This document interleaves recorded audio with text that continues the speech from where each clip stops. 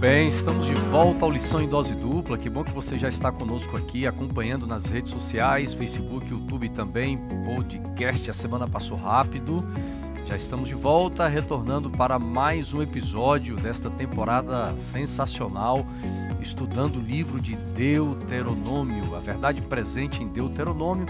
Neste episódio vamos falar sobre Deuteronômio em escritos posteriores. Nós vamos ver se outros autores da Bíblia fizeram uso deste livro, se fizeram menções a respeito desse livro, e vai ser uma lição tremenda, extraordinária esse tema. Vale a pena você estudar, vale a pena você ir fazendo as anotações dos convidados, dos nossos comentaristas aqui. Meu irmão, amigo Xará já está aqui no estúdio, já estamos aqui preparados também. Pastor Robson Menezes. Pastor Robson Menezes vai e volta, né? Ele vai e volta. Até o final, Xará, dessa temporada, vamos saber se o pastor Robson vai ou volta. A galera, tudo bem, amigos? O pessoal que nos ouve aí, nos assiste. A galera já tá na hashtag Fica Pastor Robson, volta Pastor Robson, fica Pastor Robson, volta. Quando ele volta, eu fica Pastor Robson. Quando ele vai, eu volta, né? Porque assim, já tivemos a fase do cadê o Xará, volta Xará, cadê Pastor Robson, fica Pastor Robson, só falta daqui a pouco essas frases se voltarem para mim, Xará. Rapaz, não, você é o nosso pilar aqui. Agora, o pastor Robson, eu voltei rápido, porque, gente, ele é muito mais importante e famoso. Então, aumenta a hashtag aí, por favor, viu? Se o Xará não tiver da BO, né? Quer dizer, da WO, né? Não, aí já é. WO, né? Perde por resistência. Vocês que são os apresentadores aí, rapaz. Mas e aí, pastor Robson, tudo certo? Graças a Deus. A gente às vezes entra na toca, né, na caverna. Você está sobrevivendo aí aquele levante que você tem diariamente na sua casa? Rapaz, ali eu não tenho filhos, né? Tem quase uma quadrilha ali, né? Fumaça, né? Meu amigo, 3 mulheres. Eu fui... Esses dias atrás, nós fomos nos confraternizar na casa do pastor Robson. Rapaz, que coisa linda, viu? As meninas são animadíssimas, né? Uma ficou ali do meu lado. Quem foi que ficou do meu lado, você lembra? Acho que é a Rafa, né? Foi a Rafa? É uma figura, né? Cara, as duas, a Rafa e a... Se você bobear, você tem que pegar no teto, assim, ó. Tem que pegar no teto, cara. A Rafa e a Gabriela. As duas são lindas, mas são, assim, foguetes. São foguetes. Puxaram a mãe, né? O bem administra melhor, mas, né, cara? Chega uma hora que o cara tem que pagar os pecados, né? Cara, não tem jeito. Não, pessoal. A Bíblia diz que a gente vai ter um acerto de contas, e é aqui mesmo, né, cara? Elas são uma bênção, uma graça, exatamente, né? Viu? Amigos, é o seguinte, nós estamos aí nos aproximando já do final do trimestre. Eu quero apresentar aqui a próxima lição, Xará. Olha, do Velho Testamento para o Novo agora, embora o livro de Hebreus é um livro que ele sempre está voltando ali, o autor de Hebreus, né, que nós queremos que seja o apóstolo Paulo aí, provavelmente. É um livro extraordinário, mas sempre nós vamos voltar um pouquinho, né? Paulo no capítulo 11, ele é um capítulo extraordinário, um dos mais bonitos do livro. Ele volta um pouquinho falando sobre os patriarcas aí, mas vale a pena essa lição, hein? Isso é uma lição incrível, né? O livro de Hebreus, ele é o livro que mais faz a releitura do Antigo Testamento na perspectiva da nova aliança, como Cristo fala, mostrando que tudo era sombra daquilo que haveria de vir, não é? Então, é um livro fabuloso, cheio de temas, de palavras com significados profundos. Vale a pena, viu? Interessante que não desconstrói, né? Nada do que foi feito, pelo menos aplica, né, a realidade superior do ministério sacerdotal de Cristo, e vai ser essencial para a compreensão nossa, né, do que Cristo está fazendo hoje. Muitos param no trabalho da cruz do Calvário, mas Hebreus vai além e vai nos contextualizar. E está aqui a lição, pessoal. Então, quem já tem a assinatura já recebeu em casa. Essa é a vantagem de ter a assinatura. Eu já recebi. Se você não tem, então entre em contato com a CPB, procure uma loja da CPB, entra na internet. Com facilidade você pode fazer a tua assinatura e não ficar sem a lição da Escola Sabatina, tá? Aqui a gente tem uma novidade, amigos, ó. A lição de professores agora, ela vem com o guia para o pequeno grupo. Tá? Então, os temas de pequeno grupo nós já encontramos agora na lição, no final. Então, você que lidera um pequeno grupo, você que é professor, deseja tornar a sua classe de escola sabatina um pequeno grupo, pastor, e o material? Já vem aqui no final da lição 13 temas. Agora, uma coisa que eu gosto muito de olhar é a segunda coisa que eu olho. Eu pego a lição, olho para a capa e depois eu olho aqui atrás. Eu sempre gosto de ver os projetos missionários, né? Agora, nos próximos 3 meses do ano que vem, as ofertas vão para a divisão do Pacífico Sul-Asiático, né? Muito interessantes os projetos. A igreja é fantástico, né? Aquilo que a igreja vai idealizando. Vamos colocar aqui para o pessoal na câmera ali dar um... Posso dar uma palavrinha sobre isso? Pode falar. Aqui atrás da lição nós temos aí a nossa identidade expressa. Nós, como adventistas, não somos uma igreja congregacionalista. O que isso significa? Que o nosso ciclo de relacionamento ele está restrito ao lugar onde a gente assiste. Nós estamos espalhados no mundo como uma única família. Exatamente. Atendendo todos os projetos. Isso aí. Outra coisa, finalizando aqui, pessoal, vamos direto ao ponto aqui. Eu tenho uma mochila para essa semana, sorteio, tá, Xará? Opa, que bênção, hein? Mochila linda. E eu tô de olho nessa mochila faz tempo, Tá viu? Eu bom? vou concorrer também. Então, Vou trocar a minha também, viu? Tá na hora. então vai já. aparecer nas redes sociais. Fique ligado aí nas regrinhas, tá bom? Então, sorteio uma linda mochila da Casa Publicadora Brasileira. Essa aqui é chique demais, viu, pessoal? Quem já ganhou, escreve ali agradecendo. Diz que é linda e é verdade. Quem ganhar quiser presentear o pastor Robson, amigo, De Natal, fica à vontade, né, Xará? tranquilo, né? Presentinho de Quase, Natal. tá chegando. vai Muito chegar. bem. Xará, ore por Vamos nós. lá? Vamos ao estudo da palavra coração primeiro, né? Senhor Deus e Pai, esteja conosco neste momento de recapitularmos a lição. A Tua palavra, na verdade, a lição é apenas o guia. Que o Senhor nos dê sabedoria para colocarmos aqui com clareza os principais temas e aos nossos amigos que nos ouvem e assistem também. Uma bênção especial sobre cada um deles, seus familiares. Te pedimos por Jesus. Amém. Amém. Meus amigos, Deuteronômio em escritos posteriores, estudando a lição 11, eu cheguei a uma conclusão de que este livro, me parece que ele aparece como se fosse uma constituição dentro do aspecto moral e espiritual para o povo de Israel. A importância desse livro ao longo de toda a história do povo hebreu do Antigo Testamento. Porque veja bem, é claro que os outros livros, a gente precisa entender o seguinte: hoje nós temos aqui o cânon bíblico, nós temos a Bíblia, houve um dia a formação, a junção dos livros, né, que nós queremos que são inspirados, formando então a Bíblia, mas naquele tempo nós não tínhamos o cânon bíblico. Nós tínhamos o Pentateuco. Vamos pegar aqui um período dos profetas maiores e menores. Então, quando nós chegamos no período ali de Isaías para frente, esses autores eles tinham escritos os livros de Moisés, o Pentateuco, né? Nós tínhamos ali alguns salmos, Xará, você que é estudioso e Robinho dessa área, mas assim, aparece nesse período dos profetas maiores e menores esse livro tão importante que é o livro de Deuteronômio, que é o livro da lei. E eu procurando mais ou menos pensar, contextualizar assim para a gente entender melhor, é como se fosse assim realmente uma constituição. Ele aparece como um livro referencial para a história de Israel. É um reflexo de Deus, porque Deus é um Deus de ordem.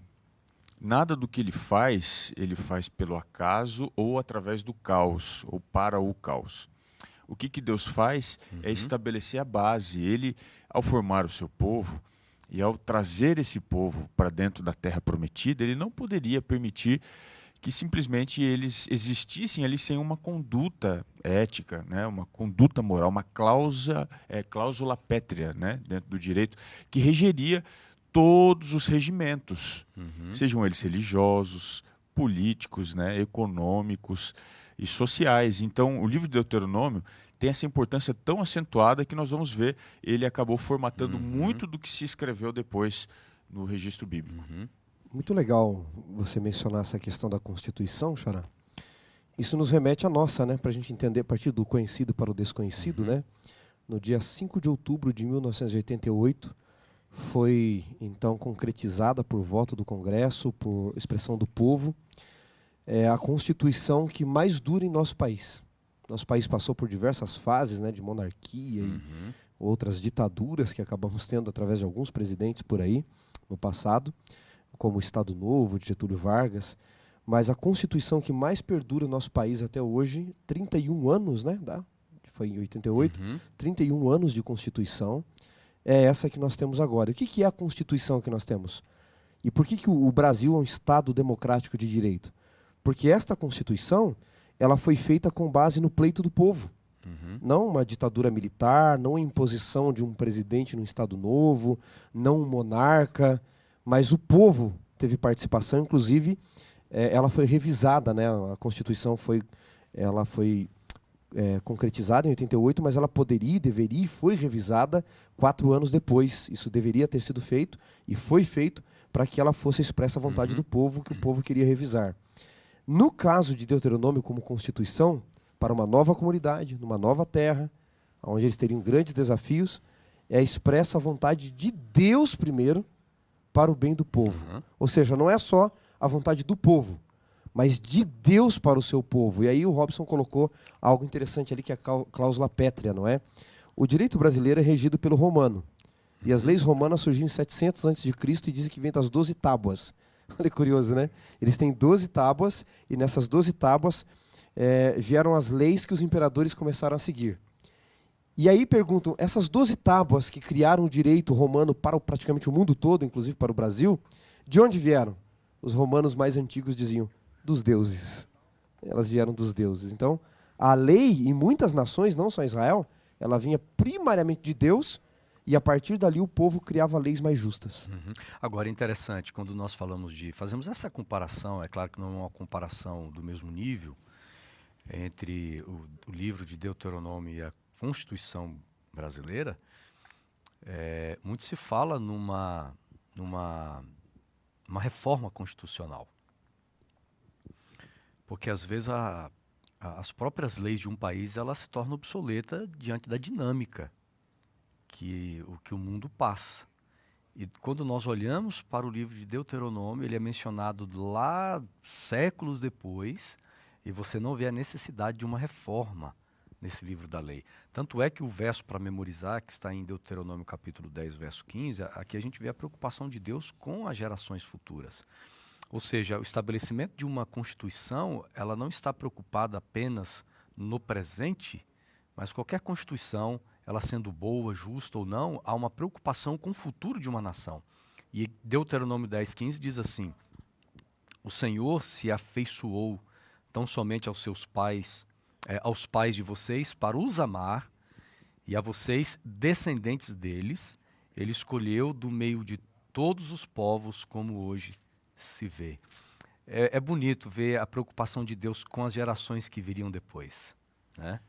Você não faz um povo só com uma nação presente, né? E Deus já havia tido recentemente, em Deuteronômio aqui, tido problemas com uma geração passada. Qual foi o problema da geração passada? Eles não conseguiam olhar para frente, não conseguiam olhar para o futuro, não quiseram entrar na Terra Prometida. E é dentro desse contexto que Deus, então, ele permite que essa nova geração se levante, geração do deserto, e Deus formata essa geração através dos princípios.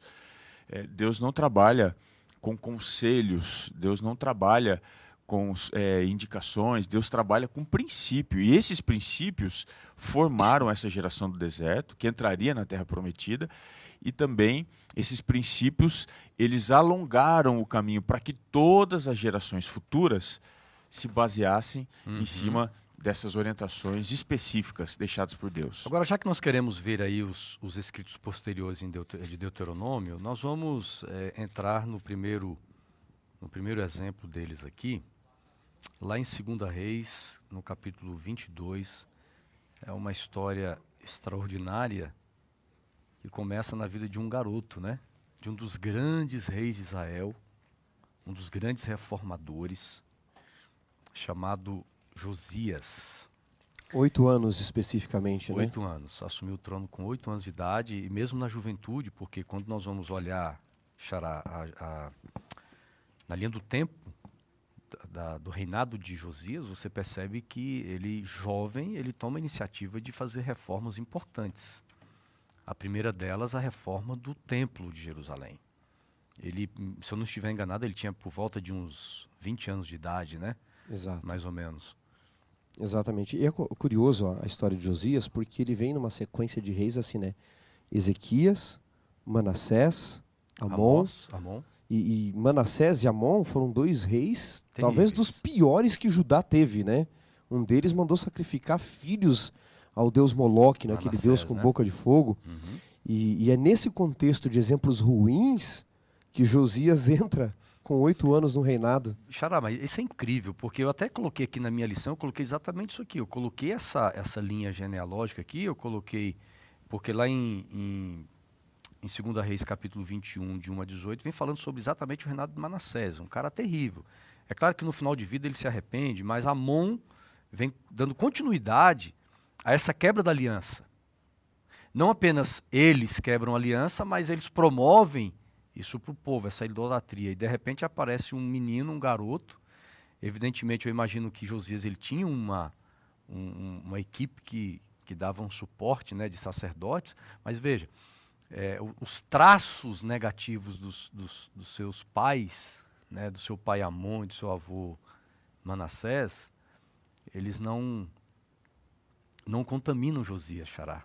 Eu acho que o grande contraste deles, né, você vê que quando Manassés começa a reinar, a Bíblia não fala de nenhuma influência de sacerdotes no reino de Manassés, talvez porque os políticos, ainda com a influência de Ezequias, ou do final do reinado de Ezequias, que não foi um reinado tão bom, infelizmente, o final do reinado dele foi de muito orgulho e vaidade, né, os 15 anos a mais de vida que ele pediu. Você não vê uma influência de sacerdotes, de pessoas voltadas à lei no reinado de Manassés, porque ele também era novinho quando começou a reinar, tinha 12 anos, né? Já no reinado de Amon, ele já era 22 anos, já era um adulto, também não há essa influência ou eles são impedidos de ter influência. E aí eles aprendem, não é, a lição. Quando Josias começa a reinar, no capítulo 22, no verso 8, diz assim: Então disse o sumo sacerdote Ilquias ao escrivão Zafã: Achei o livro da lei na casa do Senhor. E Ilquias entregou o livro da lei a Zafã e este o leu. Então, você vê que aqueles homens que estavam em volta do rei, eles tinham princípios. Eles não tinham só interesses. E acho que esse é o grande problema de líderes, sejam eles políticos, religiosos, de empresas, não importa, quando os interesses não são voltados por princípios, mas em ganhos, em coisas do momento. Não é? Eles tinham, acima dos interesses próprios, princípios divinos, os interesses divinos para o reinado. Viu, pastor Robson? É bonito a gente ver no capítulo aqui, capítulo 22 e 23, porque veja bem, o ato de Josias fazer uma reforma no templo, uma reforma física, leva ao desdobramento, a uma reforma espiritual. É claro que a reforma física do Templo de Jerusalém, iniciada por Josias, tinha a intencionalidade de uma reforma espiritual. Mas lá pelas tantas, o capítulo 23 o capítulo 22, né, revela quando se acha o livro da lei. E esse livro da lei é lido para o rei Josias. O que a gente vê aqui é um contraste. Se você comparar Manassés com Josias, a gente tem os extremos opostos, né? Enquanto o primeiro, até estava dando uma olhadinha aqui enquanto vocês comentavam sobre isso, no capítulo 21 do segundo livro dos Reis, diz assim, que ele tornou a edificar os altos que o seu pai havia destruído, levantou altares a Baal, fez um poste ídolo, ou seja, todas as ações dele de construções relacionadas ao aspecto religioso são para afrontar Deus. Inclusive, o seu pai havia feito reformas importantes e ele desfaz o trabalho do pai. Então você vê que tudo voltado para a idolatria. Inclusive, no verso 6, coloca o sacrifício que ele faz do seu filho, fazendo que a comparação do seu reinado com a existência dos povos que estavam ali naquela terra antes, lá no contexto de Deuteronômio, ser muito próximo. Então, a situação de Manassés é muito próxima à situação de Canaã antes do povo entrar ali no contexto de Deuteronômio. Agora, quando a gente vai para Josias, As reformas de Josias, elas são direcionadas para a aproximação que ele gostaria que o povo tivesse de Deus.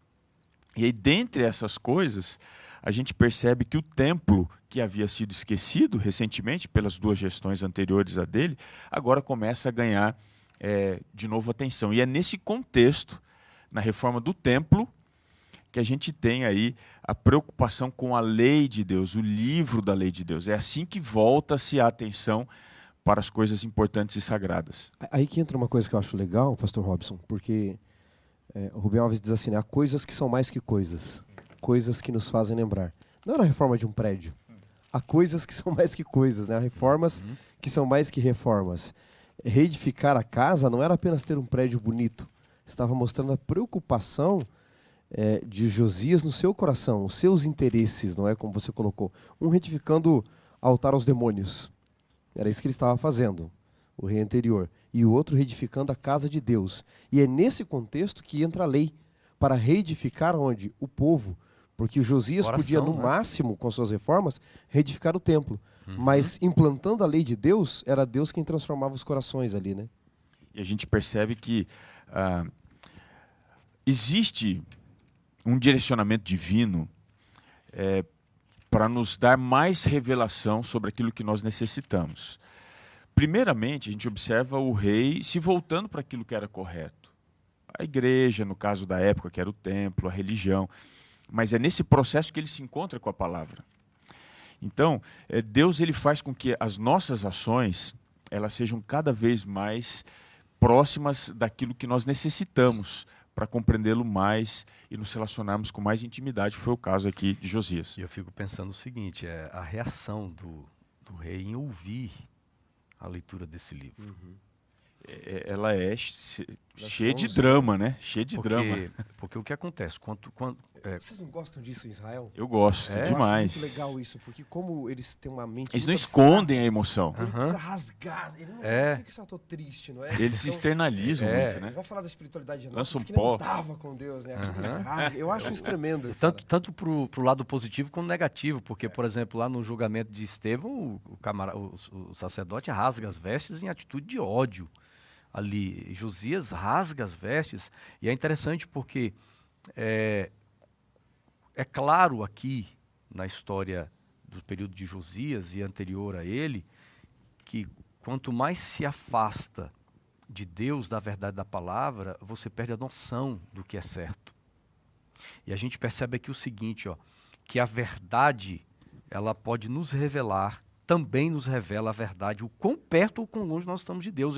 Acho que isso Josias sentiu naquele momento.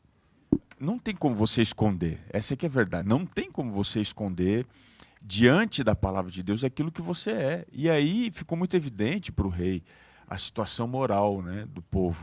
Aí, só completando aqui, Robson, aí tem a questão também da sensibilidade espiritual do indivíduo, porque de repente Manassés poderia ouvir também a leitura da lei e não ser tocado por ela. E como ele estava num processo, a gente percebe isso, ele manda reformar, depois ele encontra a lei. Ele estava num processo de procura, né, de busca, de contrição. Então o coração dele já estava sensível à voz de Deus. Naturalmente, se fosse Amon, primeiro, Amon não ia nem procurar, né? Manassés muito menos. Eles não iam procurar a palavra de Deus, e ainda que encontrasse, não, isso aí não tem interesse, não quero ouvir. Ele não apenas estava à procura, ele encontra, mas o seu coração estava propício a ouvir e se rasgar diante dele. Interessante esse processo, né, pastor Robson? Porque Deus está em busca de corações sensíveis à voz do Espírito. E essa transformação interna, ela conduz a palavra. Não é genuína nenhuma conversão, diz Ellen White, que não conduz à obediência da palavra. Ela comenta isso no Desejado, falando da vida de Zaqueu, quando Jesus não pede nada para ele e ele oferece tudo, né? E no contraste do jovem rico, ele tinha pedido tudo e ele foi embora sem entregar nada. Então ela diz, não é genuína nenhuma conversão que não conduz à obediência da palavra. Essa palavra que vai buscar Josias, o conduz à obediência da lei, que é a palavra, né? Agora veja, imagine o sacerdote lendo para o rei Josias Deuteronômio 12, os versos 1 e 2. Melhor, os versos 2 e 3. Quer que eu leia aqui? Pode ler. 12, 1 a 3. O verso 2 e 3. 2 e 3. Destruireis por completo todos os lugares onde as nações que ides desapossar serviram os seus deuses sobre as altas montanhas, sobre os outeiros e debaixo de toda árvore frondosa. Deitareis abaixo os seus altares e despedaçareis as suas colunas e os seus postes ídolos. Queimareis e despedaçareis as imagens esculpidas dos seus deuses e apagareis o seu nome daquele lugar. Interessante, tem um salmo, né, de Davi, se não me falha a memória, Salmo 121, né? Diz assim: elevo os meus olhos para os montes. De onde virá o meu socorro? É uma alusão ali do salmista a essa prática idólatra, né? O povo adorava aqui nos altos, né? E a ordem da lei em Deuteronômio, que é a flecha aguda que Deus atira no coração de Josias, você precisa fazer uma reforma. Não apenas reformar a minha casa, mas é destruir qualquer lugar de adoração a outra divindade. Os vestígios, né? Sensacional. Vestígios, nada. E lembrando, colegas, que Deuteronômio, como você colocou aqui, Xaraci, ele é a Constituição e foi um acordo entre Deus e o povo. Eles disseram a Moisés: tudo isso nós faremos. Então foi um acordo, e combinado não é caro, diz na minha terra, né? E aí, olha só no capítulo 12, não é? Josias lendo, como você disse, vendo que eles estavam descumprindo tudo, e eles acordaram que as maldições poderiam vir se descumprirem. Capítulo 12, ainda verso 13, diz assim, ó: guarda-te, não ofereça os teus holocaustos em todo lugar que você quiser, que você vir. Mas no lugar que o Senhor escolher, numa das tuas tribos, ali oferecerás os teus holocaustos e ali farás tudo o que te ordena. Ou seja, nem a adoração a minha é do jeito que você quer.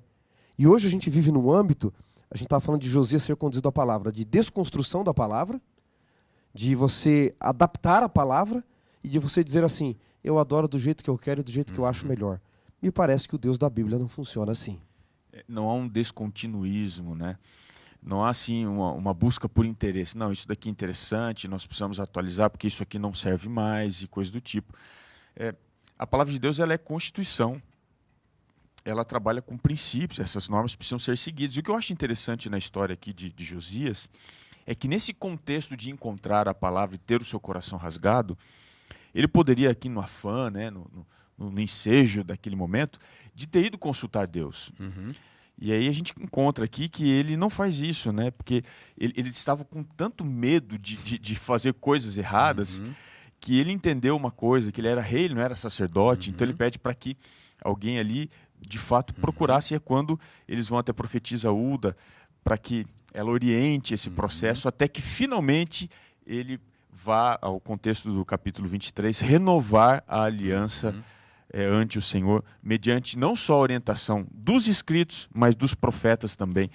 Então esse é um detalhe importante que a gente precisa seguir aqui, né? Muito lindo, viu? Agora, caminhando aqui, o pastor gosta de falar e só a história, a lição podia ficar só na história de Josias. Poderia. Que teria conteúdo, mas tem um outro indivíduo aqui extraordinário. Que lições nós aprendemos da vida de Neemias. Neemias capítulo 9. Também nós vamos encontrar nas palavras, nós vamos encontrar nas atitudes de Neemias, a leitura do livro, nós vamos encontrar na sua oração, também centrada neste livro da lei. Neemias capítulo 9. Verso 6. É isso, Xará? Exatamente. Pode ler aqui? Pode ler, Xará. Capítulo 9, verso 6 de Neemias. Só tu és Senhor, tu fizeste o céu dos céus, e todo o seu exército, e a terra, e tudo quanto neles há. Os mares e tudo quanto neles há, e tu os preservas, a todos com vida, e o exército dos céus te adora.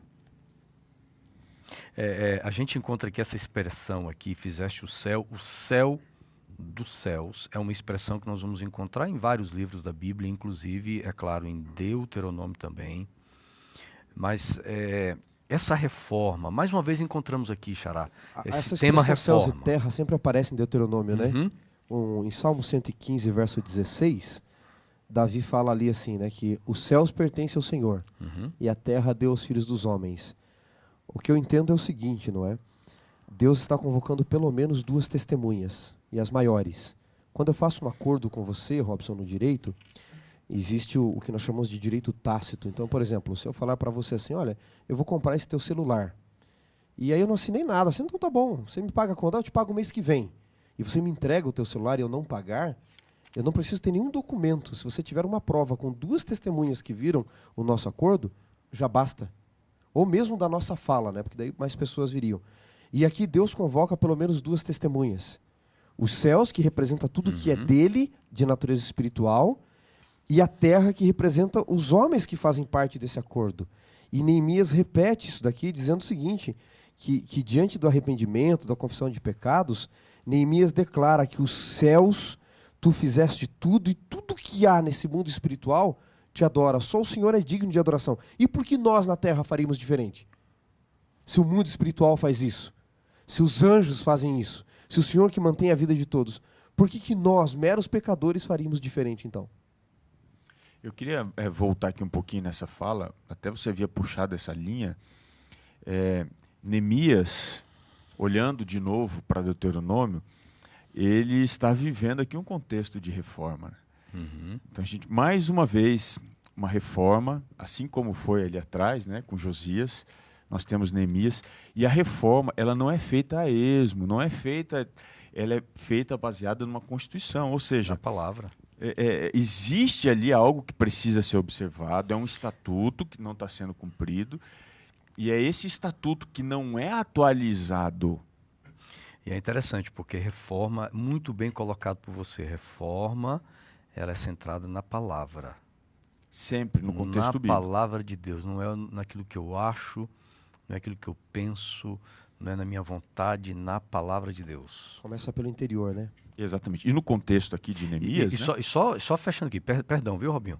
Aí você fala do interior. Reforma, sempre, ela é um resultado de vida espiritual, de arrependimento. É a ação do Espírito, né? Do Espírito Santo. Isso vai contra, né, o que a gente tem de senso comum, de que reforma ela tem a ver com experiência. Você tem que ter uma experiência profunda. Veja, é muito mais do que isso. A reforma é uma volta aos princípios da palavra. Eu dizia aqui há pouco que não é uma questão de se atualizar o que está dentro da palavra de Deus. A Bíblia não precisa ser atualizada. Ela pode e deve ser contextualizada. Existem coisas que foram ditas para um contexto histórico e geográfico. Mas essas coisas se aplicam na linha e no transcurso do tempo. E assim a gente encontra Josias num contexto posterior. Possivelmente ali, nós estamos falando de Josias no ano 600 e pouco, né? Se não tiver errado aqui, equivocado, o ano 600, até o guia traz aqui para a gente, o ano 640, 609, né? Portanto, nós já temos aí 6 séculos, um pouquinho mais do que isso, e alguém pegando a Bíblia e tomando a Bíblia como sendo a palavra de Deus, não destruindo a palavra de Deus. Aí a gente vai a Neemias. Esdras e Neemias, talvez, depois ali de Josias, eles conduziram a mais importante reforma. Eles estão ali quase no período final do Antigo Testamento e ainda tomam a palavra de Deus como sendo a palavra. Não há um descontinuismo da inspiração. 1000 anos depois de Moisés, Esdras e Neemias estão, e eles dizem, quando você lê o livro deles, princípio é princípio. Podemos interpretar para a nossa época, mas como funciona a exegese correta? Não é ressignificar para o meu desejo. A exegese, pelo menos até onde eu entendo, funciona assim. Eu leio o texto e me pergunto, quem escreveu, por que escreveu, onde escreveu, para quem escreveu, a forma como escreveu. Por que escreveu? Exatamente. E o que significava para os leitores primários a partir do texto? Significava isso para eles, dentro das regras de interpretação? E que lições eu posso tirar para mim hoje? O que as pessoas fazem hoje? Fala Essa é a contextualização, né? Você entende o contexto primário, e depois você faz uma aplicação. Robson, você falando da importância dessa reforma, e precisamos nos lembrar, como sendo uma das principais reformas da história de Israel, ela é pós-exílio. Ela é pós-exílio. Isso é uma surpresa, porque se eles passam 70 anos no exílio, voltam para Jerusalém, e é necessário uma reforma, então significa que os 70 anos no exílio não foram exatamente suficientes para que, ao voltar para Jerusalém, você tivesse realmente um povo preparado, 100% preparado para a continuidade da história. Aí, Neemias 9, verso 1, olha que coisa interessante, diz aqui o verso 1, assim, ó. No dia 24 deste 7º mês, os filhos de Israel se reuniram para um jejum. Vestiam um pano de saco, traziam terra sobre a cabeça. Os da linhagem de Israel separaram-se de todos os estrangeiros, puseram-se em pé, fizeram confissão dos seus pecados e das iniquidades de seus pais. Então você vê uma atitude, uma intencionalidade de arrependimento, de entrega. E aí o verso 3 vai dizer, levantando-se no seu lugar, leram no livro da lei do Senhor, seu Deus. Isso é muito forte. E eu acho interessante, Neemias se valer do livro da lei, possivelmente Deuteronômio, é que há aqui eu vou contextualizar aqui esses dois importantes personagens, né, que nós usamos, Josias e Neemias. Eles fizeram uma dura crítica à prática religiosa dos seus dias. Eles não excluíram a importância desta prática, mas eles a corrigiram, a reformaram. Tanto Josias quanto Neemias. Agora veja, hoje nós olhamos para a prática religiosa e também entendemos que ela precisa de reforma. Mas o que é que nós temos feito? Eu estou me colocando aqui no meio, porque às vezes a gente diz assim, não, está tudo errado. É claro, tem coisas erradas, mas muitos hoje querem simplesmente tirar o significado religioso. E eu não estou falando de pessoas não crentes. As pessoas estão querendo destruir a importância religiosa em vez de reformá-la. E para a reforma ser de fato algo que se sustente, ela precisa se fundamentar dentro da Bíblia, dentro da lei, e é isso que acontece. No final do livro de Neemias, você vai encontrar 4 importantes reformas que têm a ver, basicamente, com o aspecto religioso voltado, centrado no templo. São 4 reformas, curiosidade, se você quiser lá depois, no último capítulo 13, você vai encontrar. O seu ímpeto é de reformar, não destruir a religião, não ressignificar a religião, e muito menos diminuir a sua importância. E essa reforma, vale a pena lembrar, é porque eles haviam destruído a religião. Eu acho que a reforma do templo ela é muito curiosa, né? Porque, veja, ele não constrói o templo, ele reforma o templo. E ele está fazendo isso com a religião. Ele está dizendo, foi deteriorada, eu vou arrumar. Isso é uma reforma, não é? Ou seja, ele não pega novos princípios para ele pega todos os marcos antigos, como diz Provérbios 22, 28, e não remove esses marcos antigos. Ele restaura. É uma restauração. Né? Eu acho que talvez o nome mais próprio seria isso para essa reforma de Josias, não é? A restauração da religião e do templo. É isso que ele está fazendo ali. E Neemias também, né? Ele restaura o templo, a prática, ele tira o lugar que está ocupado. Os muros, tudo, né? E ele está restaurando colegas, a prática levítica e tudo mais. Eu estava pensando aqui, né? Ó, quando o povo entra na terra, Moisés firma a lei em Deuteronômio. Depois você tem um outro momento importante, que é aqui com Josias. E Jeremias está logo depois ali, né? Porque 2 reinados depois já tem Joaquim, a destruição de Jerusalém. Então você tem o contexto da lei. Aí você tem Neemias na volta do cativeiro, que é um momento importantíssimo para o povo, não é? Você tem isso de novo. E aí quando você pega Jesus, não é? Eu não quero adiantar muito aqui, mas se você pegar Mateus 5, 17 e 18, como que Jesus começa o ministério? Não cuideis que vim destruir a lei, nem os profetas. Eu vim cumpri-la. Parece que todos esses homens que viveram no momento importante do povo, eles voltaram o povo à palavra, à lei, ao invés de destruí-la. E é interessante porque em momento algum Jesus faz referência à destruição da palavra. Ele fala da destruição do templo, não ficará pedra sobre pedra, mas a palavra permanece para sempre. Né? Até porque o templo agora era ele, exato, né? Ele é o templo. Né? Exato. E aí, quando a gente fala desse contraste aqui, tem uma outra menção a respeito do templo que nós vamos ver lá em Jeremias agora. Jeremias também é um profeta que vive nos tempos ali quase que contemporâneos, se eu não estiver enganado, do rei Josias, né? Exato. Ele vai pegar especialmente o final um pouquinho para frente ali. Joacás, Joaquim, exato, os últimos reis ali, né? E com certeza, o achado do livro de Deuteronômio e a leitura desse livro, o acesso que a liderança religiosa tem deste livro, impactou demais a vida de Jeremias.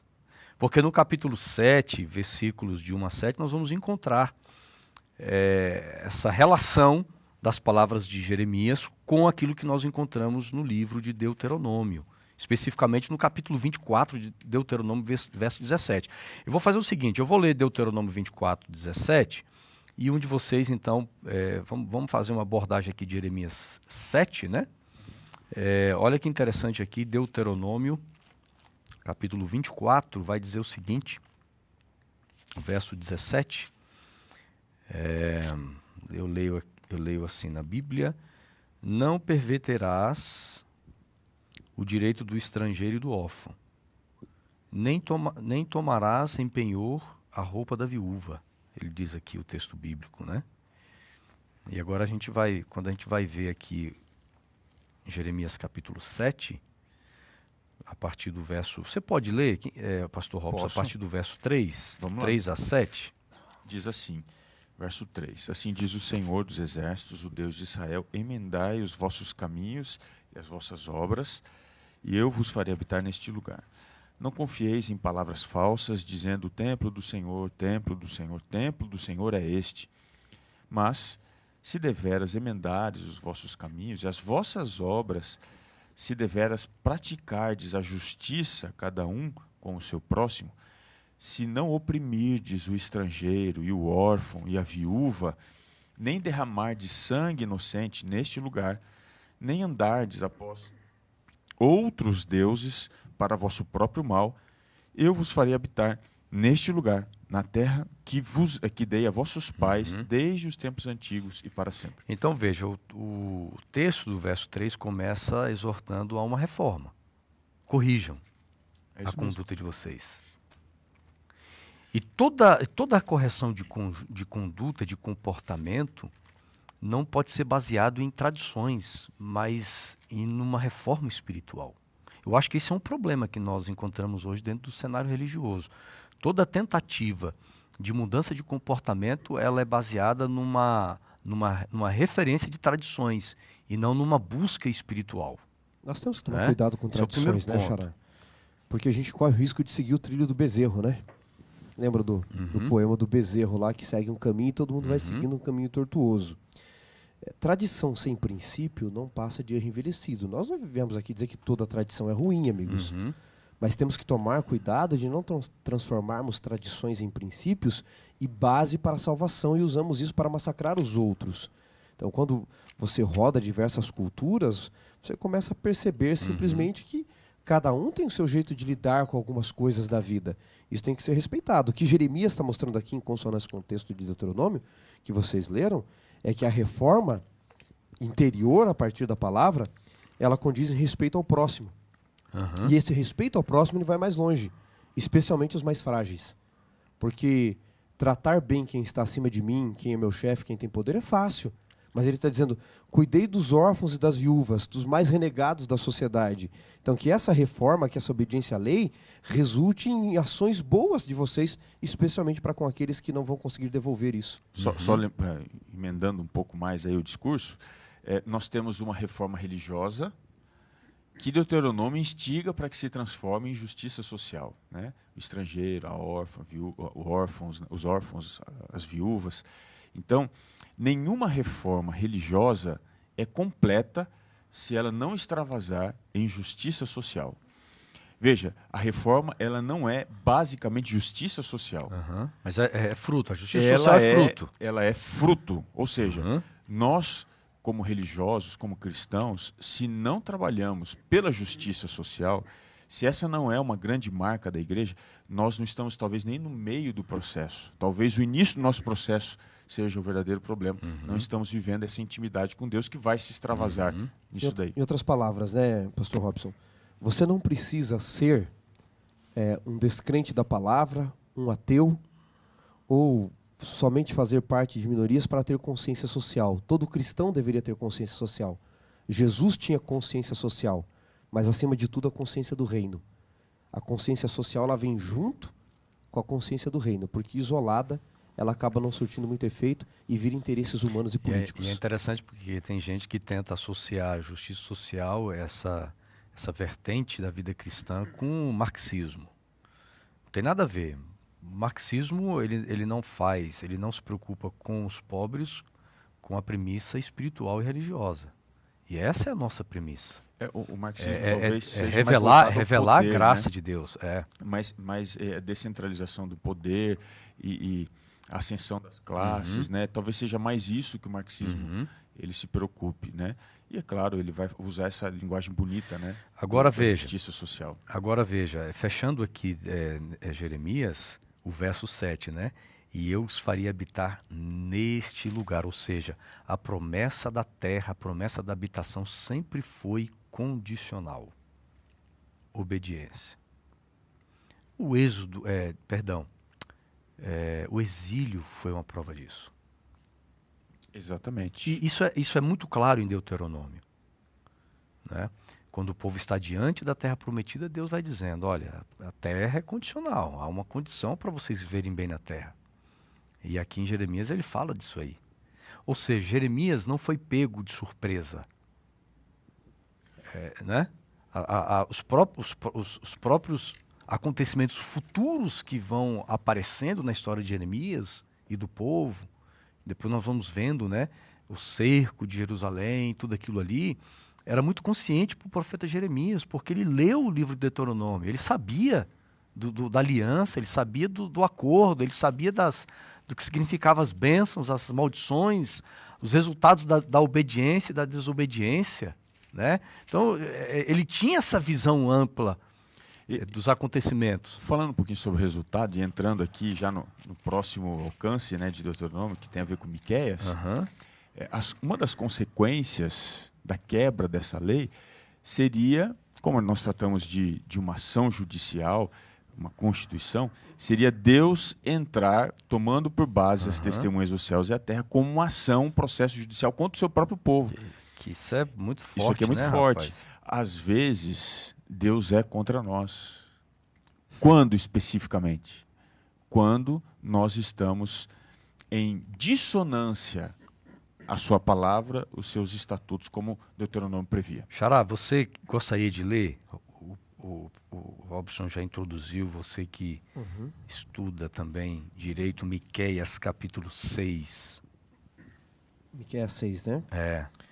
Vamos ler do 1 em diante mesmo? Uhum. Ok.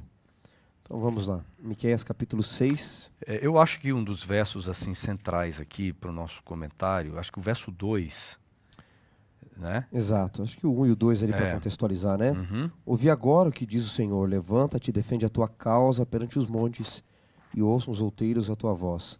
Ouve montes a controvérsia do Senhor e vós, duráveis fundamentos da terra, porque o Senhor tem controvérsia contra o seu povo e com Israel entrará em juízo. Interessante, Que é essa forte demais, palavra controvérsia aparece 2 vezes aqui. O Senhor, a controvérsia do Senhor. É porque RIP, né, é uma disputa judicial. Deus havia feito um acordo com o povo. Deus está processando o seu povo. Deus processou o seu povo, cara. Meio que soa assim. Vocês viram uma notícia outro dia aí? Não sei até se o pastor Robson mencionou aqui, de um filho que processou os pais. Foi o pastor William que trouxe numa lição passada isso. aqui no programa. Um filho que processou os pais porque ele não queria ter nascido, né? Já é estranho, né? Agora imagina os pais processarem o filho por ele ter nascido, né? Não, tem uma outra história aí, de o casal, os pais, entraram com uma ação judicial para despejar o filho de casa. Esse é uma mala sem alça, né? Essa moda pegar... Aqui no caso, Deus ele está, na nossa linguagem aqui, ele está processando, né? É um processo formal, judicial. Só um parênteses aqui, pastor Robson. Como tem adolescentes com 30 anos ainda hoje, não é? Tem, cara. Vivendo à custa dos pais. Precisando de uma controvérsia do pai. Isso me soa estranho, rapaz, porque eu sei que não é o ideal, né? Mas eu trabalho por causa da roça desde os 8 anos. Então, com 17 anos, eu já estava saindo de casa, comprando meu carro, vivendo. Eu sei que não é o ideal do mundo de hoje, com 8 anos uma criança trabalhar. Eu sei disso, gente. Mas também não é o ideal com 30 anos vivendo à custa dos pais, né? Voltemos aqui ao pai processando os filhos, né? Deus não é esse pai exagerado de forma alguma. Ele havia e nem feito responsável. Deus, eu acho que estaria meio no contexto dos pais que estão processando o filho com 30 anos para sair de casa, né? Escuta, tá na hora de vocês amadurecerem. Nós fizemos um acordo lá atrás com Moisés, nós estamos aqui em Miqueias já, no final ali do Antigo Testamento. E vocês ainda não amadureceram, vocês não aprenderam o que eu quero de vocês. E Deus entra numa disputa judicial. E aqui tem uma coisa interessante aqui, colegas, porque no direito penal, não é, que é um dos direitos mais fantásticos e atraentes que existe, e mais perigosos, ele diz que não há crime sem lei anterior que o defina.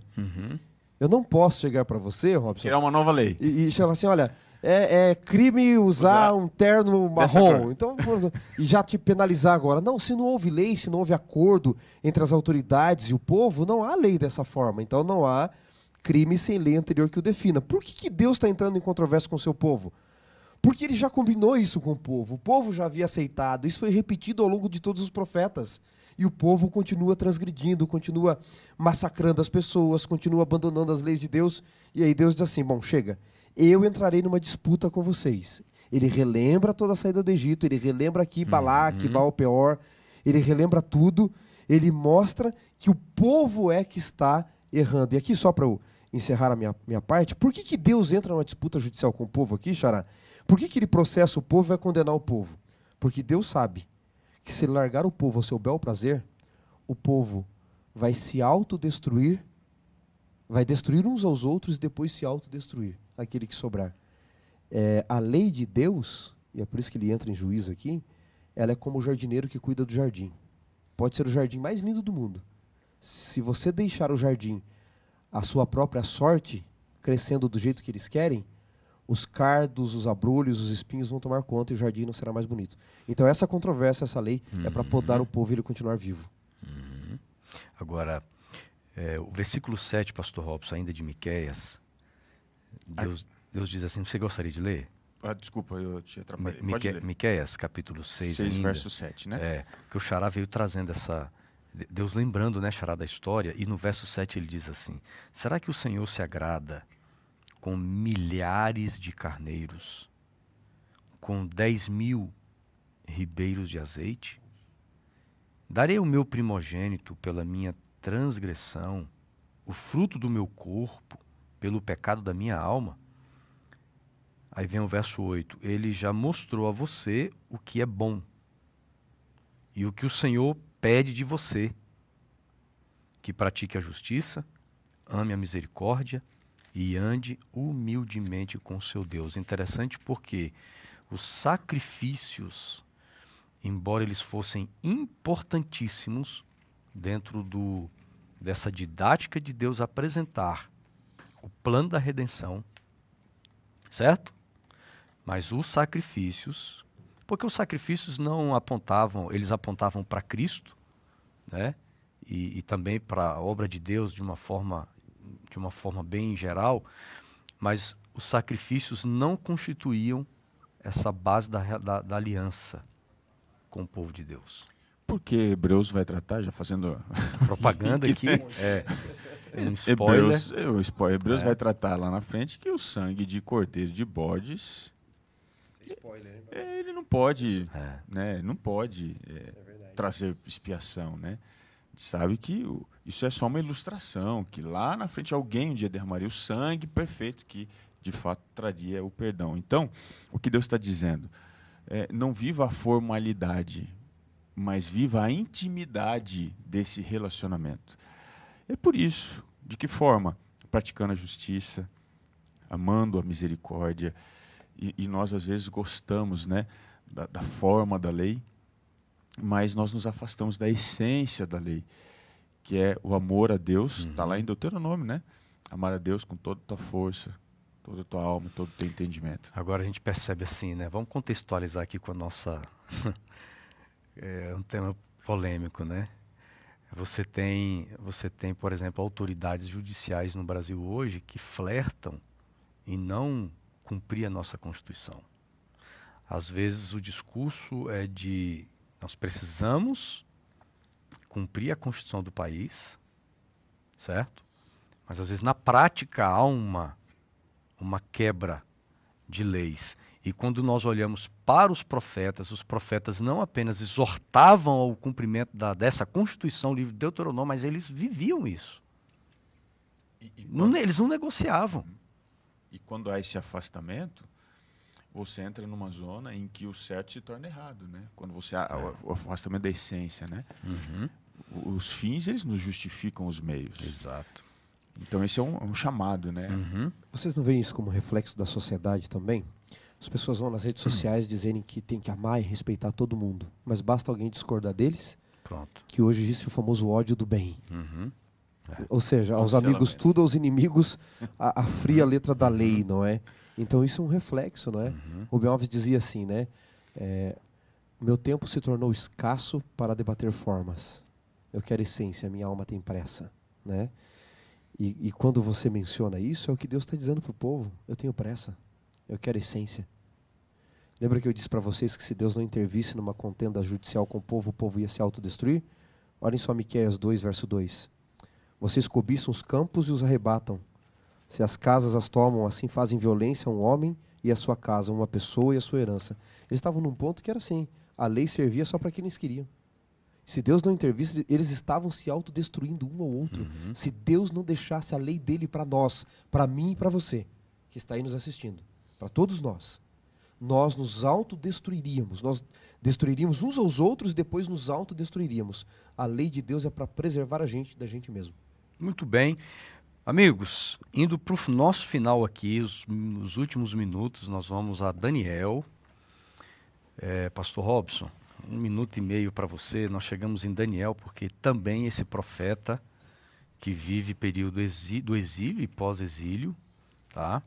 Também faz uso do livro de Deuteronômio.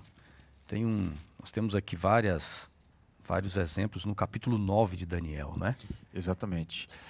Ele vai se valer das exortações da lei e as consequências da lei. E quando ele olha Deuteronômio, por exemplo, lá capítulo 4, 27 a 31, Deuteronômio 28, que são ali os estatutos, dizendo que quem desobedecesse teria uma penalidade, ele diz uma frase muito forte, né? A ti, ó Senhor, pertence a justiça, mas a nós o corar de vergonha. Ao Senhor pertence a misericórdia e o perdão, pois nos temos rebelado contra ele. Então, Daniel sabia exatamente, através de Deuteronômio, qual seria a consequência.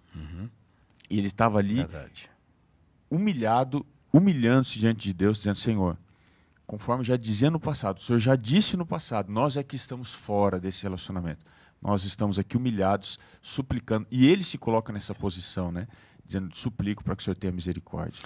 Por exemplo, verso 11, Xará, ele diz assim, sim, todo Israel transgrediu a tua lei e se desviou, deixando de ouvir a tua voz. Por isso, as maldições, muito claro isso aqui em Deuteronômio, por isso as maldições que estão escritas na lei de Moisés, servo de Deus, e que foram confirmadas com juramento, se derramaram sobre nós, porque pecamos contra ti. Eu vejo assim, Daniel, um conhecedor do livro de Deuteronômio. Verso 13 ele repete, né? Repete. Como está escrito na lei de Moisés. Então ele conhecia muito, né?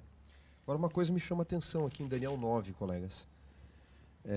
Daniel começa assim, capítulo 9. No primeiro ano do rei Dario, filho de Assuero, da linhagem dos Medos, que foi constituído rei sobre o reino dos caldeus, no primeiro ano do seu reinado, eu, Daniel, entendi pelos livros que o número de anos de que falara o profeta Jeremias, que haviam de durar as assolações de Jerusalém, era de 70 anos.